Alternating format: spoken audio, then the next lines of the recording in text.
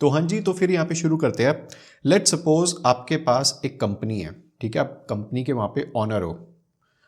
अब आपका जो कंपनी प्रोडक्ट बनाता है वो प्रोडक्ट वहाँ पे मार्केट फिट है, वहाँ पे उस प्रोडक्ट की सेल्स बहुत अच्छी होती है। सेल्स अच्छी होती है तो आपको प्रॉफिट भी वहाँ पे अच्छा खासा बच जाता है।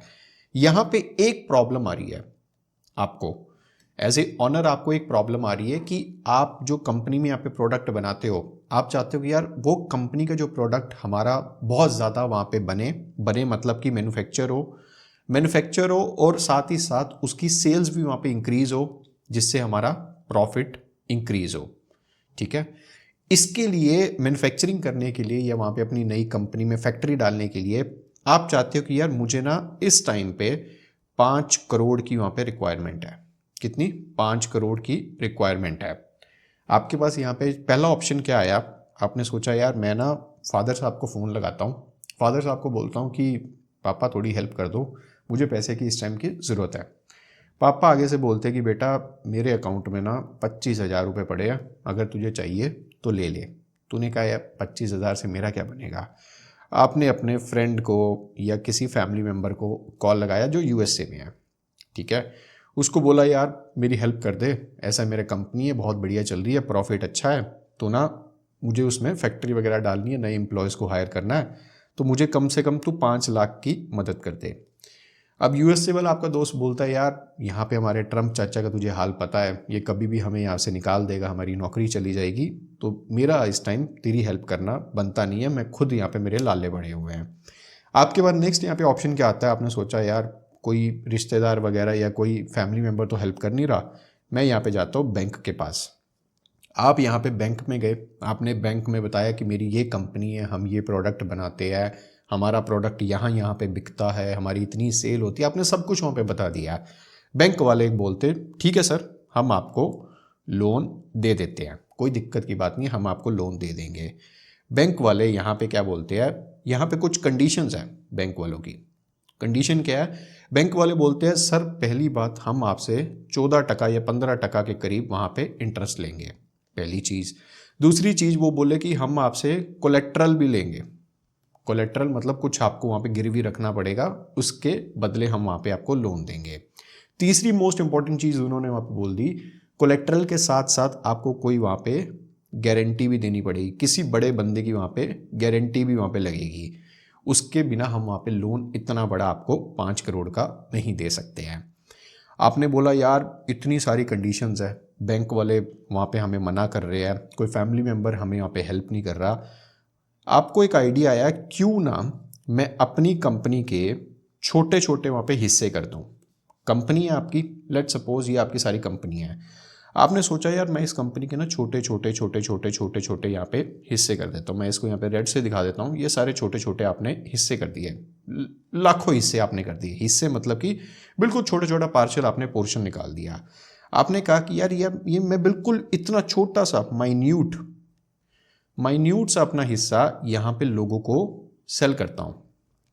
जो लोग ये हिस्सा वहाँ पे लेंगे, जो लोग यहाँ पे हिस्सा लेंगे, हिस्से के बदले मैं उनसे वहाँ पे पैसे लूँगा और उसके बदले मैं अपनी कंपनी का वो छोटा सा पार्शियल ऑनरशिप, क्या मैंने यहाँ पे वर्ड बोला, पार्शियल ऑनरशिप, मैं यहाँ पे उनको दे दूँगा। ठीक है जी, बहुत सारे लोग आपने वहाँ पे इकट्ठे किए, सबको अपनी कंपनी के बारे में बताया, लोग वहाँ पे इंटरेस्टेड हुए, लोगों ने आपको पैसा दिया, आपने उस कंपनी का छोटा सा वहाँ पे हिस्सा उनको वहाँ पे दे दिया। यही तो है एक्चुअली में स्टॉक मार्केट, जो अभी मैंने आपके साथ यहाँ पे डिस्कस किया कि आपने कंपनी का छोटा सा हिस्सा वहाँ पे दिया, यही तो एक्चुअली में होता है स्टॉक मार्केट। अब ये स्टॉक मार्केट क्यों बना, इसके पीछे का वहाँ पे रीज़न क्या था, कैसे आप एक क्लिक करके, आप अपने मोबाइल पे एक क्लिक करते हैं, एक क्लिक करने से कैसे वो स्टॉक्स वहाँ पे बाय सेल हो जाते हैं, ये सब कुछ कैसे इंडिया में आया, पहले कहाँ पे था, इसके पीछे की हिस्ट्री क्या थी, वो सब कुछ आज हम बेसिक्स ऑफ स्टॉक मार्केट में यहाँ पे सीखने वाले हैं। ठीक है जी, जस्ट अ रिमाइंडर, अगर आप ये वीडियो वहाँ पे यूट्यूब पे देख रहे हैं, यूट्यूब का कोई भरोसा नहीं है, ये वीडियो कब वहाँ पे यूट्यूब से हट जाएगा इवन आई डोंट नो। ये सारी की सारी वीडियोस एंड इवन जो बहुत सारी इंपॉर्टेंट वीडियोस आगे यहाँ पे आने वाली है, जिसमें हम बेसिक से लेके एडवांस लेवल तक पूरा स्टॉक मार्केट यहाँ पे सीखेंगे, वो हम इंट्राडे पल्स यहाँ पे वेबसाइट है .in, वहाँ पे हम सब कुछ वहाँ पे अपलोड करने वाले हैं। अगर आपको नहीं पता तो इंट्राडे पल्स एक AI वहाँ पे डैशबोर्ड है जो मिली सेकेंड्स में 1000 से ज़्यादा स्टॉक्स को वहाँ पे स्कैन कर देता है, और स्कैन करने के बाद आपको गिने चुने 20-25 स्टॉक्स वहाँ पे बताता है जो कि आप अपनी वॉच लिस्ट में यहाँ पे लगा के रख सकते हैं। इसका यहाँ पे जो सब्सक्रिप्शन है वो सिर्फ 299 का है, जिसमें आपको अपना ट्रायल पैक वहाँ पे मिल जाता है। आप इसको ट्राई कर सकते हैं, और साथ ही साथ जितना भी हम एजुकेशनल कंटेंट वहाँ पे अपलोड करेंगे वो टोटली फ्री ऑफ कॉस्ट है आप सभी के लिए। सॉफ्टवेयर भी आप यूज़ कर सकते हैं, साथ ही साथ जितनी भी अपकमिंग वहाँ पे एजुकेशनल वीडियोस आने वाली है उसको भी देखकर आप वहाँ पे सीख सकते हैं। So back to the topic, सबसे पहले हम यहाँ पे थोड़ी सी हिस्ट्री जान लेते हैं स्टॉक मार्केट की, कि कहाँ से आया और क्यों आया, क्योंकि जो बिल्कुल ही यहाँ पे नए हैं स्टॉक मार्केट में उनको एटलीस्ट पता होना चाहिए कि कहाँ से इसका जन्म हुआ। हम यहाँ पे पहुँच गए भाई साहब 1700 सेंचुरी एम्स्टरडेम में। एम्स्टरडेम कहाँ पे? यूरोप की मैं यहाँ पे बात कर रहा हूँ। यूरोप में एक कंपनी है जिसका नाम है यहाँ पे Dutch east India company. Dutch east India company यहाँ पे करती क्या थी, इनकी यहाँ पे ना शिप्स है, ये अपनी शिप्स को एशिया में बेचती थी। एशिया बोले तो अपने आसपास का ही सारा इलाका, ये इंडिया, अपना नेपाल, भूटान, श्रीलंका, अपना बैंकॉक वगैरह, ये एशिया में बेचती थी टू कलेक्ट स्पाइसेस और रॉ मटेरियल, जैसे कि अपना वीट, बाजरा वगैरह हो गया, सिल्क वगैरह हो गया, है ना। यहाँ से ये उठा के अपने कंट्री में आके बेचती थी। ये डच ईस्ट इंडिया का कंपनी का वहाँ पे काम था।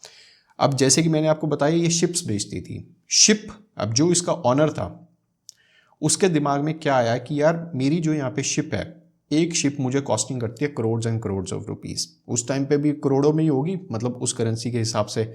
यहाँ पे वो शिप इतनी महंगी है, वो कहता है यार मैं सारा का सारा पैसा खुद लगाता हूँ, ठीक है, सारा पैसा मैं खुद लगाता हूँ और सारा रिस्क भी मेरा होता है ना। अब जब शिप भेजी तो बहुत हाई चांसेस होते थे कि शिप कोई स्टॉर्म आ गया, वेदर कंडीशंस वहाँ पे ख़राब हो गई, या पायरेट्स वगैरह आ गए, तो शिप उसका डूब भी सकता है, जो उसका माल वहाँ पे आ रहा है वो सारा बेकार भी हो सकता है। इसके दिमाग में क्या आया कि यार मैं खुद अकेला, जो ये अकेला यहाँ पे पैसा लगा रहा था, कि मैं इतना बड़ा रिस्क मैं क्यों लूँ। मैं क्या करता हूँ, मैं यहाँ पे 100-200 जने इकट्ठे करता हूँ और सबको बोलता हूँ कि यार तुम ना थोड़ा थोड़ा पैसा मुझे दो, थोड़ा थोड़ा, है ना, थोड़ा थोड़ा पैसा दो, और जितना तुम पैसा मुझे दोगे मैं उतना अपने कंपनी की ऑनरशिप आपको दे दूंगा। ये आइडिया इसने सबसे पहले वहाँ पे निकाला था कि आप मुझे पैसा दीजिए, यहाँ पे जो आपने पैसा मुझे दिया है उतनी ही हिस्सेदारी, उतनी ऑनरशिप मैं आपको अपनी कंपनी की दे दूंगा। लोग मान गए, लोगों ने इसको, ये सारी कंपनीज का ये जो छोटा छोटा यहाँ पे हिस्सा था, ये इसने उठा के उनको दे दिया, लोगों को दे दिया। लोगों ने इसको वहाँ पे इन रिटर्न पैसा दे दिया। कंडीशन बहुत ही इसकी यहाँ पे सिंपल सी थी। कंडीशन ये थी कि शिप जब वापस आएगा, मतलब वापस यूरोप में आएगा, तो जो माल इसमें बिकेगा, जो इसका प्रॉफिट होगा, अगर प्रॉफिट हुआ तो जो लोगों ने यहाँ पे पैसा दिया है वो प्रॉफिट भी वहाँ पे डिवाइड हो जाएगा। सिंपल सी बात है ना, कि कंपनी में उन्होंने ऑनरशिप ली है, अब कंपनी अगर प्रॉफिट करेगी तो वो जो प्रॉफिट है वो भी इक्वली वहाँ पे जो शेयर होल्डर्स है उनमें वहाँ पे डिवाइड हो जाएगा। किस में डिवाइड हो जाएगा? शेयर होल्डर्स, जिन्होंने उस कंपनी के वहाँ पे शेयर लिए, छोटी छोटी हिस्सेदारी लिया है। जब हम यहाँ पे हिस्सेदारी की बात कर रहे हैं ना, हिस्सेदारी का सिंपल सा यहाँ पे मतलब है उस कंपनी में पार्शियल ऑनरशिप, उसको हम नॉर्मल लैंग्वेज में शेयर भी बोल देते हैं कि उस कंपनी के मैंने शेयर लिया है, छोटी छोटी मैंने ऑनरशिप लिया उस कंपनी में। अगर कंपनी वहाँ पे प्रॉफिट करेगी तो ऑब्वियसली मेरा भी वहाँ पे प्रॉफिट होगा। ये सिंपल सा उसका वहाँ पे कॉन्सेप्ट था, सिंपल सा उसका वहाँ पे लॉजिक था। यहाँ पे एक और खुराफाती बंदा आता है, नाम नूम नहीं पता, मतलब वैसे एक यहाँ पे कहानी है। खुराफाती बंदा क्या करता है यार, वो बोलता है कि मेरे पास ना कंपनी के शेयर्स हैं, बट मुझे ना यहाँ पे इस टाइम घर पे बहुत दिक्कत है, मुझे ना ये शेयर बेचना है, ये शेयर क्या करना है, सेल करना है, क्योंकि मुझे पैसे की रिक्वायरमेंट है। अब मेरा सारा पैसा मैंने कंपनी को दिया हुआ है, कंपनी बोलती है हम तो वापस लेंगे नहीं शेयर। कंपनी क्यों लेगी? कंपनी ने तो ऑलरेडी अपने शेयर बाजार में बांट दिए। अब जब कंपनी बोल रही कि मैं तो वापस नहीं लूंगी शेयर, तू ऐसे कर, तू किसी और को वहाँ पे जाके बेच दे। ये बंदा क्या करता है, ये जाता है सेकेंडरी मार्केट में। जब मैं यहाँ पे बोलूँ सेकेंडरी मार्केट, आप खुद वहाँ पे समझ जाना, मतलब कि सेकंड हैंड मार्केट। क्या बोल रहा हूँ मैं यहाँ पे, second hand market. Secondary market, ये सेकंड हैंड मार्केट है। यहाँ पे एक नया कॉन्सेप्ट आ रहा है, मार्केट कितनी टाइप की होती है, सेकेंडरी मार्केट और एक प्राइमरी मार्केट। जब इस बंदे ने यहाँ पे जब इस बंदे ने यहाँ पे पहली बार उस कंपनी से वहाँ पे शेयर लिए थे, वो यहाँ पे था एक प्राइमरी मार्केट। मतलब कि जब कंपनी ने पहली बार अपने शेयर्स को मार्केट में निकाला था, उसको यहाँ पे बोला गया था प्राइमरी मार्केट। पहली बार ऑनरशिप यहाँ पे उसने ली थी, वो प्राइमरी मार्केट था। अब जब ये ऑनरशिप आगे किसी को बेचना चाहता है, ये अपने शेयर वहाँ पे किसी को बेचना चाहता है, वो यहाँ पे बेचेगा सेकंड हैंड मार्केट में। इसको यहाँ पे बोला गया सेकंड हैंड मार्केट। तो यहाँ पे ही ये बंदे ने जब पहली बार ये ट्रांजैक्शन किया, ट्रांजैक्शन बोले तो इसने यहाँ पे बेचना था, ये सेलर है। अब किसी ने तो वहाँ पे बाय किया होगा, एक यहाँ पे कोई बायर होगा। जब यहाँ पे ये पहली बार ट्रांजैक्शन हुई, ट्रांजैक्शन हर बार दो जनों में होती है, ये चीज़ याद रखना। एक वहाँ पे सेलर होगा, दूसरा वहाँ पे बायर होगा। जब इसने पहली बार वहाँ पे ट्रांजैक्शन करी, इसको यहाँ पे नाम दे दिया गया ट्रेडिंग। ट्रेडिंग मतलब कि व्यापार किया। मैंने तेरे से कोई चीज़ खरीदी, बदले में मैंने तुझे कोई वहाँ पे चीज़ दी, उसने पैसे दिए, उसने वहाँ पे शेयर दिए। तो ये वहाँ से निकला कॉन्सेप्ट ट्रेडिंग का। ये चीज़ वहाँ पे क्लियर है। यहाँ से पूरा स्टॉक मार्केट का पूरा एक बर्थ हुआ कि जहाँ पे स्टॉक्स पहले प्राइमरी मार्केट में आए। प्राइमरी मार्केट जिसको आज के टाइम में हम आईपीओ भी बोलते हैं। जो आप सोचते हो ना ये आईपीओ आया है, मतलब वो कंपनी जो पहले प्राइवेट थी ना, कोई भी अभी जितने भी आईपीओ यहाँ पे आ रहे हैं, पहले वो प्राइवेट थी। अब वो प्राइवेट से जब पब्लिक पहली बार आ रही है, मतलब पब्लिक को अपनी ऑफरिंग्स दे रही है, अपने पब्लिक को वहाँ पे शेयर्स दे रही है, हिस्सेदारी वहाँ पे दे रही है, वो यहाँ पे प्राइमरी मार्केट में होता है। अब जब ये प्राइमरी मार्केट में लोग ले लेंगे, जो आईपीओ जिनको अलॉट हो जाता है, वो प्राइमरी मार्केट से उन्होंने उठा लिया।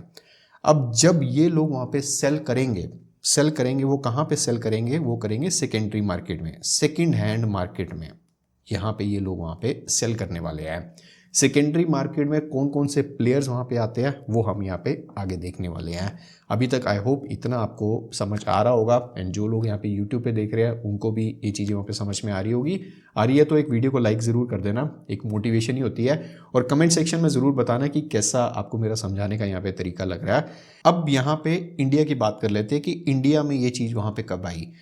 अप्रॉक्सीमेट 1875 के करीब बॉम्बे में यहाँ पे कुछ लोग नीम के पेड़ के नीचे वहाँ पे बैठे थे। ऐसी मतलब ये कहानी है कि नीम के पेड़ के वहाँ पे नीचे बैठे थे, एंड वो अनऑफिशियली वहाँ पे अपना शेयर बाय सेल मतलब अपना ट्रेडिंग कर रहे थे कि मैं तेरे से चीज़ लेता हूँ, इसके बदले में मैं तुझे इतनी हिस्सेदारी देता हूँ। बहुत अनऑफिशियल तरीके से वहाँ पे चल रहा था। इसको इन्होंने वहाँ पे फॉर्मलाइज किया, एक फॉर्मल तरीके से वहाँ पे कंपनी बनाई, जिसको यहाँ पे नाम दिया गया Bombay stock exchange, BSE, Bombay stock exchange, जिसको हम यहाँ पे बड़ा प्यार से बोलते हैं। याद रखिए ये एशिया का, इंडिया की बात नहीं कर रहा हूँ, ये एशिया का सबसे पुराना स्टॉक एक्सचेंज है। ठीक है, बॉम्बे स्टॉक एक्सचेंज एशिया का सबसे पुराना वहाँ पे स्टॉक एक्सचेंज है। स्टार्टिंग में अगर मैं यहाँ पे बात करूँ, इसमें सिर्फ और सिर्फ टेक्सटाइल्स की एंड कुछ यहाँ पे कॉटन मिल्स की वहाँ पे ट्रेडिंग वगैरह होती थी। ठीक है, उसके बाद धीरे धीरे करते हुए बाकी जो इंडस्ट्रीज़ हैं वो भी यहाँ पे आई कि यार टेक्सटाइल और कॉटन मिल्स वाले बढ़िया वहाँ पे पैसा कमा रहे हैं, लोगों से उठा रहे हैं पैसा, अपनी कंपनी में लगा रहे हैं, अपनी कंपनी को ग्रो कर रहे हैं। तो बाकी इंडस्ट्रीज़ भी धीरे धीरे इसमें वहाँ पे आई। यहाँ पे ये बहुत ही छोटे स्केल पे होता था। इसका यहाँ पे जो स्केल था ना बहुत ही छोटा था पहले, बिकॉज लोगों को नॉलेज नहीं थी इसके बारे में, और बहुत ही जो अंग्रेज़ लोग थे, जो पढ़े लिखे वहाँ पे लोग थे, वो इसमें यहाँ पे इन्वेस्ट करते थे। मतलब जो इलीट क्लास थी ना अंग्रेज़ों की, वो यहाँ पे सिर्फ इन्वेस्टमेंट्स करती थी। फास्ट फॉरवर्ड इसको यहाँ पे करते हैं 1992 में। अब 1992 में हम इतना आगे यहाँ पे क्यों आ गए 1875 से, इसके पीछे का आपको मैं यहाँ पे रीज़न बताता हूँ। 1990 यहाँ पे 2 में हुआ क्या, अगर आपने स्कैम 1992 वहाँ पे मूवी देखी है हर्षद मेहता सर की, हर्षद मेहता जी ने यहाँ पे पूरे इंडियन बैंकिंग सिस्टम में बैंकिंग सिस्टम में यहाँ पे एक लूप होल निकाल दिया था। लूप होल यहाँ पे निकाला जिसकी वजह से जो पैसा था बैंकिंग का वो उन्होंने स्टॉक मार्केट में इन्फ्यूज़ करना स्टार्ट किया, जिसकी वजह से एक आर्टिफिशियल वहाँ पे डिमांड क्रिएट हुई। आर्टिफिशियल डिमांड क्रिएट होने का मतलब यहाँ पे क्या था कि किसी कंपनी ने, एग्जांपल यहाँ पे ले लेते हैं एक्स कंपनी, किसी कंपनी के यहाँ पे स्टॉक्स जब उन्होंने इनिशियल पब्लिक ऑफरिंग यहाँ पे आईपीओ निकाला था, अपने स्टॉक्स पहली बार वहाँ पे मार्केट में लेके आए थे, उसके यहाँ पे लेट सपोज यहाँ पे 100 स्टॉक्स थे, सिर्फ 100 ही स्टॉक्स वहाँ पे निकाले थे। बट यहाँ पे डिमांड इतनी ज़्यादा हो गई क्योंकि सप्लाई तो देखो लिमिटेड है ना स्टॉक्स की। कंपनी जो यहाँ पे मार्केट में स्टॉक्स को फ्लो करती है, अपना जो बोलती है फ्री फ्लॉट है हमारे स्टॉक्स, उसकी सप्लाई तो यहाँ पे लिमिटेड है। अब जब सप्लाई यहाँ पे लिमिटेड है और यहाँ पे मेहता जी ने पैसा इन्फ्यूज़ करते गए वहाँ पे स्टॉक्स की डिमांड बढ़ा दी। अब जब डिमांड बढ़ गई, सप्लाई वहाँ पे कम है, तो ऑब्वियसली जो यहाँ पे प्राइस था उस स्टॉक्स का वो यहाँ पे इंक्रीज होना स्टार्ट हो गया। प्राइस यहाँ पे फुल इंक्रीज जा रहा था, बढ़ता जा रहा था। यहाँ पे लोगों को एक फोमो हो गया कि यार स्टॉक मार्केट में हम पैसा लगाएंगे तो हमारा पैसा बढ़ना ही बढ़ना है। ये एक उस टाइम पे फॉर्मो क्रिएट कर दिया था कि 10 रुपये की चीज़ वहाँ पे 900 रुपये 9,000 रुपये तक वहाँ पे जा रही है। आपने अगर स्कैम 1992 देखी है तो आई होप ये एग्जांपल से आप रिलेट कर पा रहे होंगे। यहाँ पे जब ये सारा का सारा जब ये क्रैश हुआ, जब लोगों को पता लगा कि ये तो बहुत बड़ा यहाँ पे स्कैम कर दिया मेहता जी ने, बैंक का पैसा, हमारा ही पैसा स्टॉक मार्केट में लगा के स्टॉक मार्केट को ऊपर यहाँ पे ले जाता गया, तो बहुत सारे लोग वहाँ पे बर्बाद हुए जब मार्केट वहाँ पे क्रैश हुआ। इस टाइम पे हमारी सरकार की वहाँ पे आंखें खुली। गवर्नमेंट बोली कि यार स्टॉक मार्केट जब इतना क्रैश हो जाता है तो इकोनॉमी की पूरी ऐसी तैसी हो जाती है। अब जब इकोनॉमी की ऐसी तैसी हुई तो गवर्नमेंट ने कुछ वहाँ पे एक्शंस लिए। क्या वहाँ पे एक्शंस लिए? उसने यहाँ पे ये सारी स्टॉक मार्केट को रेगुलेशन, एक रेगुलेटरी के अंदर वहाँ पे लेके आए। कुछ यहाँ पे रेगुलेशंस बनाए, कुछ यहाँ पे रूल्स बनाए। उसको यहाँ पे बोला गया, जो रेगुलेटरी बॉडी थी उस टाइम पे यहाँ पे सेबी आई। क्या आई? सेबी। यहाँ पे हम धीरे धीरे करते हुए एक एक कॉन्सेप्ट को मैं क्लियर करता जा रहा हूँ। एक कहानी में आपको यहाँ पे चीज़ें बता रहा हूँ। ये नहीं है कि सेबी की डेफिनेशन बता दो, एनएसई बीएसई क्या होता है वो बता दो। मेरा पढ़ाने का तरीका बहुत ही देसी सा है। एक पूरी स्टोरी वहाँ पे बनाते हैं, स्टोरी से हम वहाँ पे एक एक चीज़ों को, कॉन्सेप्ट को क्लियर करते जाते हैं। आई होप ये तरीका आपको वहाँ पे अच्छा लग रहा होगा। यहाँ पे जब सेबी आई, सेबी का एक सिंपल सा वहाँ पे काम था। पहली बात था कि मार्केट को रेगुलेट करना, एक रेगुलेशन वहाँ पे लेके आना, एक रेगुलेटरी बॉडी वहाँ पे बनना। दूसरा, यहाँ पे मार्केट में जितने भी फ्रॉड हो रहे हैं उसको यहाँ पे रोकना। एंड द मोस्ट इंपॉर्टेंट जो सेबी का यहाँ पे अभी भी रोल एंड रिस्पॉन्सिबिलिटी में सबसे टॉप पे वहाँ पे आता है, इन्वेस्टर्स को वहाँ पे प्रोटेक्ट करना। इन्वेस्टर्स को प्रोटेक्ट करना। इन्वेस्टर्स को प्रोटेक्ट करने का यहाँ पे मतलब क्या है, सिंपल भाषा में आपको यहाँ पे समझा रहा हूँ। जैसे कि अभी हमने यहाँ पे देखा कि प्राइमरी मार्केट में जब कोई कंपनी अपना आईपीओ लेकर आती है, आईपीओ लाने से पहले हर एक कंपनी वहाँ पे डीआरएचपी देती है। डीआरएचपी क्या होता है? Draft red hearing prospectus.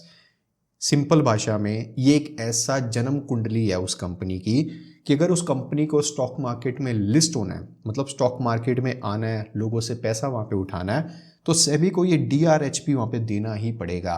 आप गूगल पे जस्ट अभी आप कर लेना, जोमेटो वहाँ पे डालो, जोमेटो को आगे लिख देना डीआरएचपी। आपको 2021 में आया था ना, हाँ 2021 में आया था जोमेटो।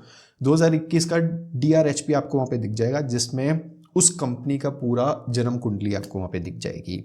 सेबी का काम यहाँ पे ये है कि कंपनी जो वहाँ पे स्टॉक मार्केट में लिस्ट हो रही है उसका बैलेंस शीट देखना, उसकी मैनेजमेंट देखना, मैनेजमेंट कैसी है। यहाँ पे मैनेजमेंट में या प्रमोटर्स की होल्डिंग्स देखना, प्रमोटर्स कितना वहाँ पे होल्डिंग्स वहाँ पे रख रहे हैं। यहाँ पे कैश फ्लो देखना कि पैसा एक्चुअली में कहाँ से आ रहा है, कहाँ पे जा रहा है, सब कुछ मतलब यहाँ पे सेबी वहाँ पे देखती है। उसके बाद वहाँ पे स्टॉक मार्केट में लिस्ट करती है। पेपर पे तो सब कुछ ऐसा ही है, बाकी रियलिटी आपको पता है कि क्या होता है, ठीक है। ज़्यादा हम इसके ऊपर यहाँ पे बोलेंगे नहीं। तो अब आगे चलते हैं, आगे हम यहाँ पे देखते हैं। अब सेबी के साथ साथ यहाँ पे एक और नई एक्सचेंज आया था, स्टॉक एक्सचेंज। अभी तक हमने बीएससी के बारे में देखा कि बीएससी एक वहाँ पे एक्सचेंज था। जब सेबी यहाँ पे आई, सेबी के साथ साथ यहाँ पे एनएसई आया, जिसको यहाँ पे बोला गया नेशनल स्टॉक एक्सचेंज, ठीक है, national stock exchange. National stock exchange ने यहाँ पे एक, वहाँ पे कहते हैं टेक्नोलॉजी, हाँ ये वर्ड सही है, पूरी टेक्नोलॉजी को वहाँ पे इन्वॉल्व कर दिया इस चीज़ों में। बीएससी वही पुराने बही खातों पे चल रहा था, वो पेपर लेके आओ, सर्टिफिकेट लेके जाओ, सब कुछ पेपर पे था। एनएससी जब आया, एनएससी सब कुछ यहाँ पे डिजिटल ले गया। डिजिटल उसने बेसिकली वहाँ पे टेक्नोलॉजी का यूज़ किया।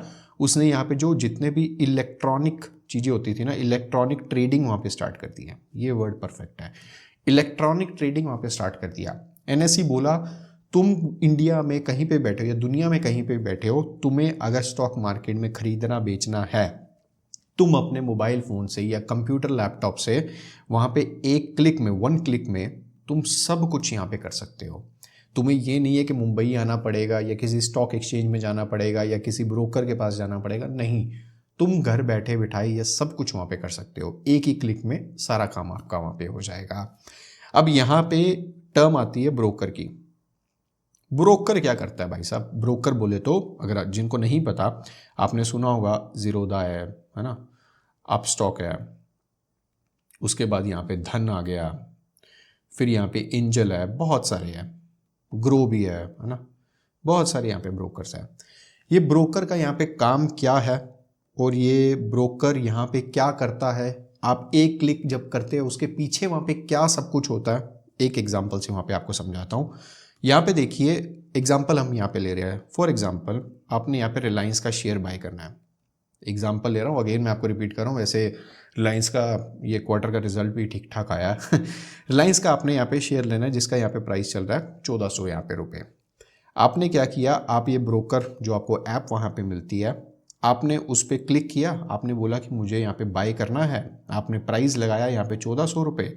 यहाँ पे ब्रोकर क्या करता है, ये पूरा यहाँ पे चेन समझिए क्या होती है। सबसे पहले यहाँ पे आप आते हैं, क्लाइंट है जो बोल रहा है मुझे बाय करना है, बाय यहाँ पे ऑर्डर किसके पास जाता है, ब्रोकर के पास। ब्रोकर यहाँ पे क्या करता है, यहाँ पे जाता है एक्सचेंज के पास, यहाँ पे एनएससी आ गया या यहाँ पे बीएससी आ गया। ब्रोकर यहाँ पे एक्सचेंज के पास गया, एक्सचेंज वाले को बोला भाई साहब मेरा एक क्लाइंट है, उसको ना यहाँ पे रिलायंस बाय करना है। एक्सचेंज बोला रुको रुको, मैं ना यहाँ पे दूसरे ब्रोकर को फ़ोन लगाता हूँ, मतलब phone in the sense obviously ये सब कुछ ऑनलाइन होता है, मिली सेकेंड्स में सारा काम होता है, आपको एक कहानी से समझा रहा हूँ। दूसरे ब्रोकर को उसने फ़ोन लगाया, दूसरे ब्रोकर को बोला भाई साहब आपके पास कोई सेलर है जो रिलायंस बेच रहा हो है 1400 रुपये पे। वो बोला हाँ हाँ मेरे पास है। ये 1400 रुपये यहाँ पे ये ब्रोकर के पास आए, ब्रोकर से एक्सचेंज के पास आए, एक्सचेंज से दोबारा ब्रोकर और ये आपके पास आ गए। ये पूरा यहाँ पे चेन ऐसे चलता है। यहाँ पे जो चीज़ें आपको गौर फरमानी है वो यहाँ पे देखिए, मैंने यहाँ पे आपको क्या बोला, अगर आप एक रिलायंस का शेयर यहाँ पे बाय कर रहे हैं 1400 रुपये पे, तो बहुत हाई चांसेस का मतलब 100% ही है, वहाँ पे एक सेलर भी होगा जो 1400 रुपये पे उसको सेल कर रहा है। यहाँ पे एक्सचेंज का काम यही आता है कि जो आपने प्राइस वहाँ पे लगाया है उसको यहाँ पे एकदम सेम करना, बराबर करना, जिसका वहाँ पे प्राइस मैच हो जाता है उसको वहाँ पे वो शेयर मिल जाते हैं। यही सारा एक्सचेंज वहाँ पे करता है। ब्रोकर आपको यहाँ पे बेसिकली क्या प्रोवाइड करता है, ब्रोकर का मेन काम यहाँ पे ये है, पहली बात आपको एक डैशबोर्ड देता है जहाँ पे आप अपना ऑर्डर्स वहाँ पे बाय सेल के लगा सकते हैं। उसके बाद यहाँ पे एक्सचेंज का काम है कि आपका जो ऑर्डर है उसको यहाँ पे मैच करता है। ऑर्डर मैच होते ही आपको वो शेयर की अदला बदली हो जाती है, जिसको हम यहाँ पे क्या बोलते हैं, ट्रेडिंग हो गया भाई साहब। ट्रेडिंग हमने कर दिया, हमने ये शेयर बाय कर लिया, हमने ये शेयर वहाँ पे सेल कर दिया है। अब जैसे कि हमने यहाँ पे बताया कि एनएससी ने सब कुछ यहाँ पे ऑनलाइन कर दिया था, सब कुछ यहाँ पे डिजिटल कर दिया था। पहले क्या होता था, पहले जब बीएससी अकेला था, बीएससी क्या करता था, बीएससी आपको एक फिजिकल सर्टिफिकेट देता था। आपने जो भी शेयर वहाँ पे खरीदे है उसका आपको एक फिजिकल सर्टिफिकेट मिलता था। अब जब सब कुछ यहाँ पे ये ऑनलाइन आ गया, सब कुछ यहाँ पे डिजिटल आ गया, तो लोगों को लगा यार मैंने शेयर तो खरीद लिए, अब शेयर गए कहाँ पे, किसके पास पड़े, मुझे कैसे पता लगेगा। यहाँ पे एक नई टर्म आती है जिसको हम यहाँ पे बोलते हैं डिपॉजिटरी। डिपॉजिटरी नाम से आपको बता रहा है डिपॉजिट, यहाँ पे आपके शेयर संभाल के रखे जाते हैं, है ना। डिपॉजिटरी यहाँ पे दो डिपॉजिटरी है, एक है यहाँ पे NSDL, दूसरा यहाँ पे CDSL। सिंपल नॉर्मल लैंग्वेज में आप इसको यहाँ पे समझिए, ये आपके चौकीदार है। चौकीदार किस चीज़ के?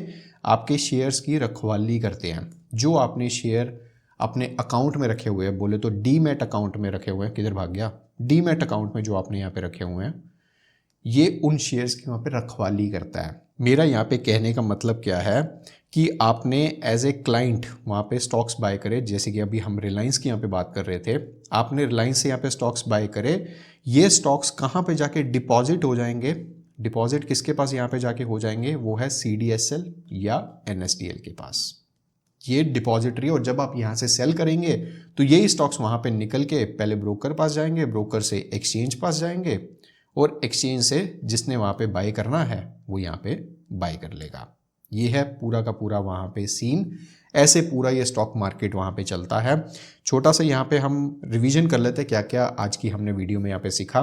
सबसे पहले हमने यहाँ पे क्या सीखा कि भाई साहब स्टॉक मार्केट है क्या,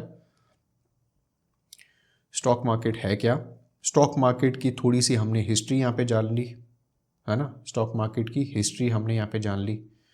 उसके बाद हमने यहाँ पे ये देख लिया कि NSE एंड BSE क्या चीज़ है, हमने ये देख लिया सेबी का वहाँ पे क्या काम आ रहा है, हमने यहाँ पे थोड़ा बहुत ये देख लिया IPO के बारे में, ज़्यादा हमने डिटेल में नहीं देखा बट आपको बेसिक वहाँ पे अंडरस्टैंडिंग होगी। हमने यहाँ पे ये देख लिया प्राइमरी सेकेंडरी मार्केट वहाँ पे क्या होता है, हमने यहाँ पे ये देख लिया। उसके बाद डिपॉजिटरी क्या वहाँ पे होती है। ये आज की वीडियो में हमने ये सब कुछ वहाँ पे कवर किया है। आई होप ये सब कुछ आपको वहाँ पे समझ में आया होगा। बाकी नीचे कमेंट सेक्शन में ज़रूर बता देना। एंड अगर आपको वीडियो अच्छा लगा हो तो वीडियो को लाइक ज़रूर कर देना। चैनल पे पहली बार आए तो सब्सक्राइब ज़रूर कर देना। ऐसी बहुत लर्निंग वाली वीडियोज़ आपको आगे भी देखने को मिलने वाली है। मिलते हैं फिर अगली वीडियो में, तब तक के लिए जय हिंद।